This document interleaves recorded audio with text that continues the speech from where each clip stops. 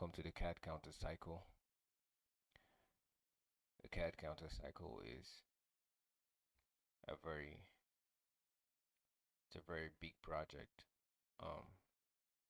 It starts in the year of the snake, and it's supposed to be a continuation going into the year of 2028, when it will officially begin to evolve into full-time teaching of the genuine market algorithm. But for now, let's start at the basics, and the basics quite complicated already in itself. So I'll try to be as elaborate as possible and also take it very, very slow. Now you might be looking at this and wondering what exactly this is. This is a formula for one of the instances, the many instances that occurs in the market, or that the algorithm operates based on, and these instances are sequential in nature, and this is the mathematical formula for the sequence. As you can see, n represents the number of candles, right? 2 is a power, and then the n number of candles that you can see, right? So if I am to substitute this into the formula, this current candle move, I will start from here. 1, 2, 3, 4. Before this retracement, that's 5, right? So I'll put 5 here, right? Just like this line. 5 here is to the power of 2 minus 5 minus 1. Give me 21. Okay? I'll show you how this actually works. But primarily, this is how we build sequences, and this sequence continue, okay, until about 40 or so. You could stop at 40, but mostly I stop counting at 33. Take note of that. I stop counting at 33. Okay, so one of the ways we apply this is basically by, first of all, getting a good understanding of the ICT concept, right? The ICT concepts like the building block of cat counting. It basically has all ties to it. And if you don't understand ICT concept, I would caution that you go back into his videos and study carefully how ICT does its trading. Okay, so as a cat counter, this would be our 1. In the application of the sequence, right? When you see a sequence in play, you simply just follow what the sequence is doing to know exactly where retracement will happen, where reversals will occur, where continuations would occur. So this would be our 1. We don't start counting on the red candle. We start on the green. Do you see that? This is a sequence you're seeing. It's a sequence in price action. Okay. So we'll start from here. 1, 2, 3, 4, 5. So it's the 1, 5,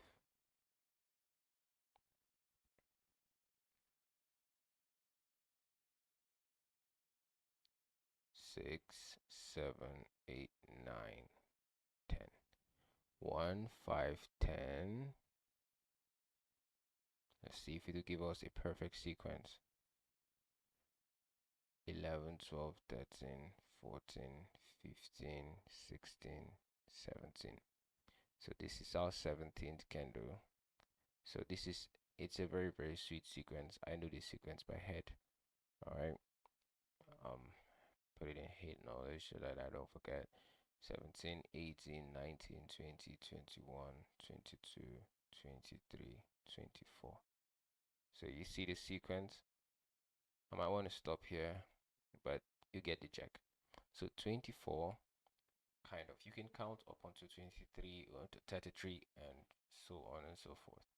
So this is a sequence. You can write this down. 1, 5, 10, 5, 6, 7, 8, 9, 10. Okay. We count where the retracement ends and then the continuation, so that we can be able to know exactly when our entry is going to be with no stop losses at all. This we we expect to be distortions. They should be choppy. Okay, so we begin to place our counts on this. Okay, so the moment I'm watching price action and I see 1, 2, 3, 4, 5, and I see this push, I'm just waiting. I'm not doing anything. I'll just hold on because this count is supposed to give me where this retracement is supposed to occur. We'll do that in another video. Okay, a count from this region will give you where reversal will occur, and then once your confirmation would come by this first sequence: 1, 2, 3, 4, 5. As you see, 5 takes off, you wait for 10, and then you close at 24, or you could hold till maybe 33. And this is one tool that I use to count, so I know where 33 ends. So you would close your trade when it gets here. Primarily, if you were me, this is where I'll be ending the trade, the hourly. If I enter here, I'll stop right here. So this gives you an idea of where exactly price is going. Okay, it also gives you where fluctuations are most likely to occur. So these are sequence.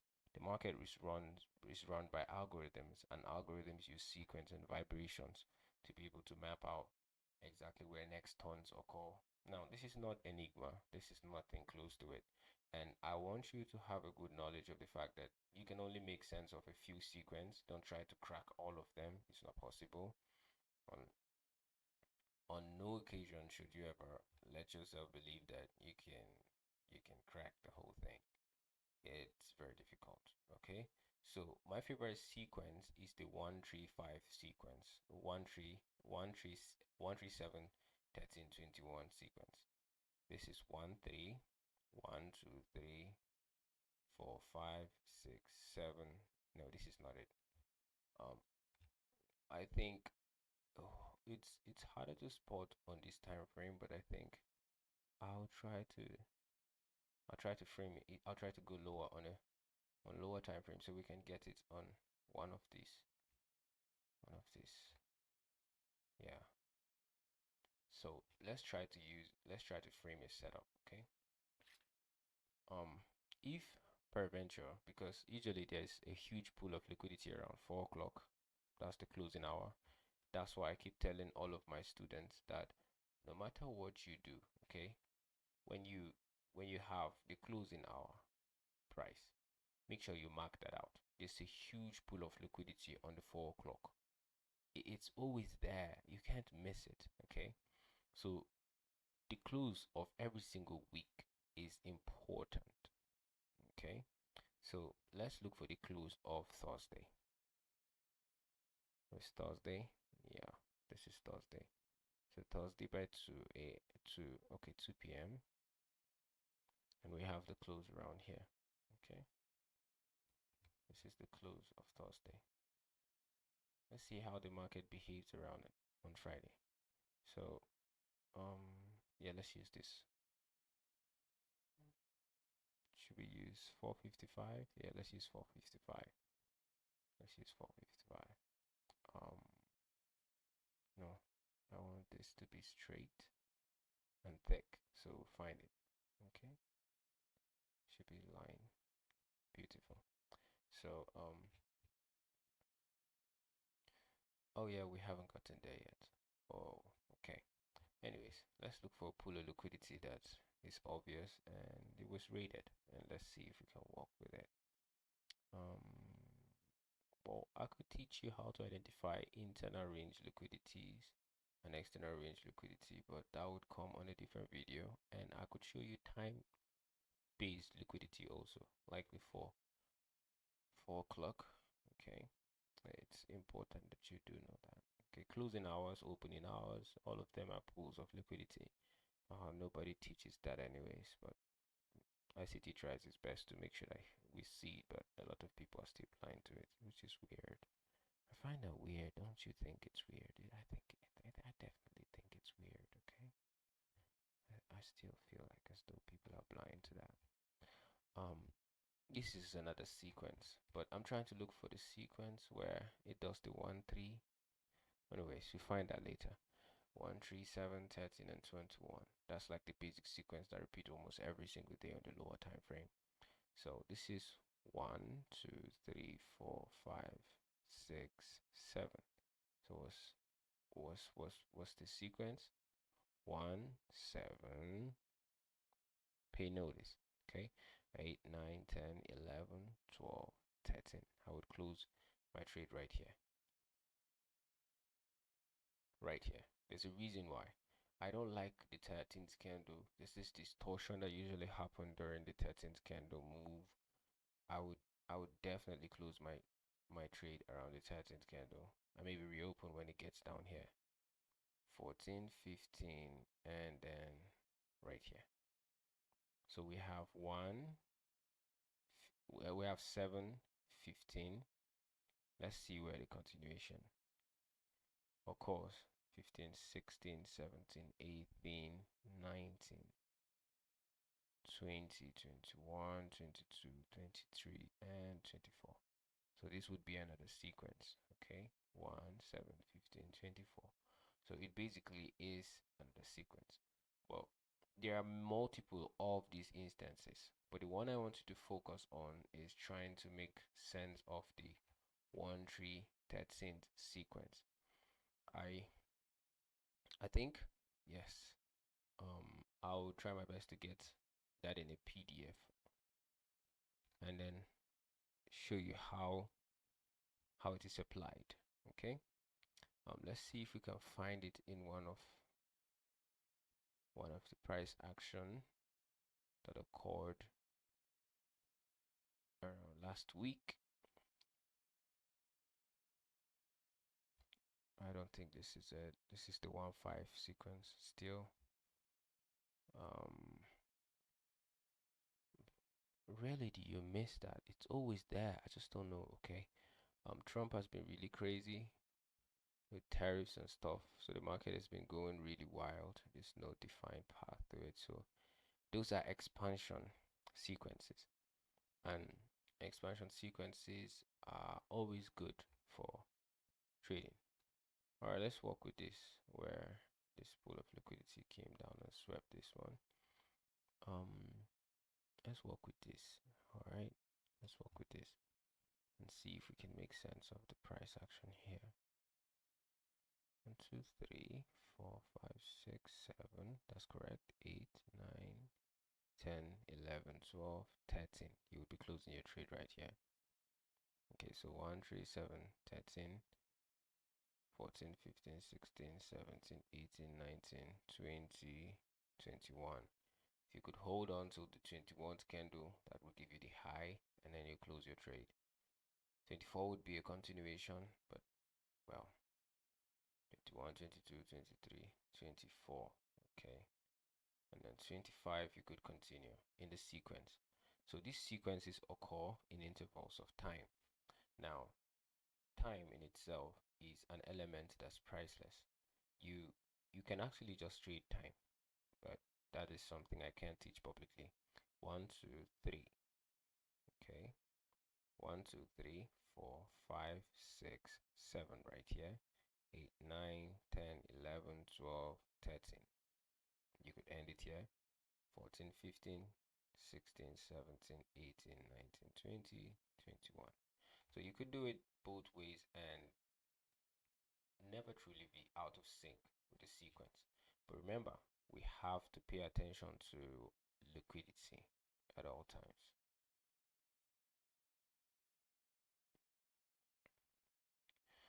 All right, let's go to the daily time frame. Let me show you something. The current sequence in play is one of my favorite sequence. Now, we begin our counts from down here. Let's see what the daily is gonna give us. If you are to start a count, right, you would start from here. This is the last candle that was bearish, right? This was the last bearish candle before the green pops in. So you start from here. 1, 2, 3, 4, 5, 6, 7, 8, 9. Jump this guy, 10. All right. So we have our first retracement at 10, right? This way. 11, 12, 13, 14, 15. Do you see that? So we have 10, 15. So we're expecting 20 to also be another one, right? 15, 16, 17, 18, 19, 20 plus 1, 21, right? Why do I say plus 1? Well, I would definitely want to like tell you exactly that, but no, it's gonna have to wait till another video and I'll show you why we add plus 1. Okay, so 21, 22, 23, 24, 25, 26, 27, 28, 29, 30, 31, 32, 33, 33 kind of ends it for me here. 34. You could continue, but I would recommend you always stop at 33. And then here would be 1. Okay, 1, 2, 3, 4, 5, 6, 7 continues, 8, 9, 10, 11. Okay, so the sequence that's in play here is 1, 5, 10, 15, 1, 1, 10, 15, 20, 20, 15, 21, and etc. up into 33. Okay, so we start again from here. Why do we start here? Because 33 ended this move. Okay, we would end this move here at this retracement. 33, and then we go into 1, 2, 3, 4, 5, 6, and then 7. So we entered another 1, 7 sequence. 1, 7, maybe 13 or 14, or maybe 1, 7, 9. Yes, so sequences exist multiple times, and I'll give you the formula for all of them. But first of all, focus on this one. Okay, it's an important sequence, and for some reason I can't seem to find it. 1, 2, 3, 4, 5, 6, 7. Okay, this is it right here. This is the sequence. 1, 2, 3. As you can see, 3 gave us the bearish. 4, 5, 6, 7. This is our 7, 8, 9, 10, 11. All right, let's write it out. Thank God I was able to spot it. Okay, so what I usually, or how I use this sequence is this. I watch for a pool of liquidity to get raided first. Okay, once that pool of liquidity is raided, I now wait and see what happens in the first 3 candles. If I see the first candle is bullish, the second one is bullish, and then bearish, then on this one, as it is making its low, I would enter. And then wait, 7, do nothing, 13, up into 21, 21, and I keep riding it up until 33. Sometimes I would wait till 33, but no, most times I just run out. 13, and 13 is usually preferable for you to just literally take what you can and let them handle the rest. Okay, so we don't need all of it. um, just low hanging fruit until you've become a master. Okay, when I started learning candle counting, I would close at 33, but when I mastered it and broke the sequence, I kind of broke the algorithm. Then all of a sudden it became a different thing. I no longer needed sequences to trade.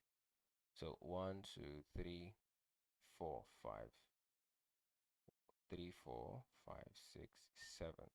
This is our 7 candle. So this would be a place to reaccumulate more position.